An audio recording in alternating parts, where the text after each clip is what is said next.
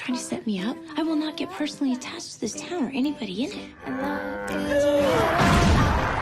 She may not be where she expected. What the hell? You know, you're not so bad when you're unconscious. New in town. And he goes, but he didn't budge. He didn't budge. And I'm thinking, he's serious. And I'm like, oh my God, I've just offended Harry Connick Jr. But, you know, it all worked out. I mean, and see, I'm telling you, now extend that over a 3-month period in 55 below in Winnipeg, Canada. I'm telling you, that's a fun job. That's a fun project. It's like, you know something, it's a true story. I was going to my sister's once, driving down a hill in fog, got to the bottom of the hill, cow in the middle of the road, had to swerve. So I'm like, this is very well, it happens. This stuff happens. No, it does. And how can you tell where the road ends? We had a hard time figuring out, where does the road end and the field begins? It's interesting the things that you experience in that sort of weather. I'd had no idea.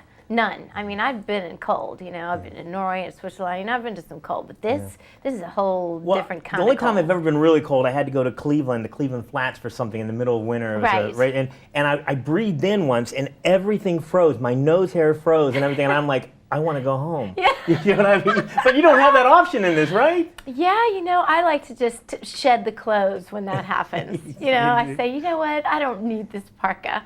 You know, let me just take it down to this silk blouse. Now, the opening of the movie, Lucy, is just, she is running. She's a runner, and I was watching your stride, and it's from a former runner. I'm like, do you run all the time? Or was yeah. I was going to say, you obviously a power runner because you had a great stride. I don't know if anybody's ever complimented you on your stride or not or everything.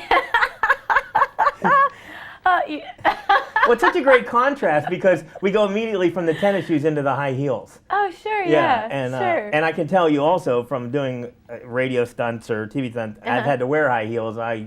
Lots of practice. Yeah, well, no, just I don't know how you do anything. Hollywood, lots of practice. Yeah, absolutely. And this is such a fun, sweet, and romantic movie. Yeah, it's a good time. It caught me by surprise because I went in there thinking, okay, chick flick, let's get this over with. And I was like, wow.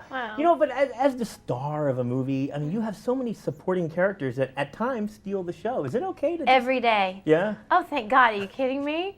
That's why you go to work. That's the fun of it, is what, you know, happens around you. And it's a cooperative effort, and everybody has a little piece, and you want every single piece that everybody puts into it to be the best it can possibly be. So when you're on the floor laughing because everybody else is hilarious, there is nothing wrong with that. And on a selfish note, that is a good day at work. I have to be very careful how I word this because Jon Favreau said in a superhero movie when dealing with a cod piece, somebody has had a 30-hour meeting about what that cod piece looks like. And in this movie, there's a very cold, nipply situation. That was interesting. Was there a meeting about how this is going to look, how are we going to do this? You know what? It was actually the genius of Scott Hinkins, who's my dresser, who looked at the options that had been laid out for what we were going to do with that. And he said, oh, no, this isn't going to work. This is not going to work because you have continuity issues. Continuity. And she smashing. So the suggested P, for example, I mean, come on, let's think about that.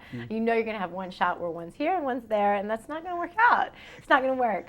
So he showed up the next morning and he said, ta-da, and he'd sewn these things onto a, you know, brassiere for me. So I was like, I don't know how you did this. You're a miracle worker, and I'm forever in your debt. And I said, where on earth did you find those? And he said, porno shop.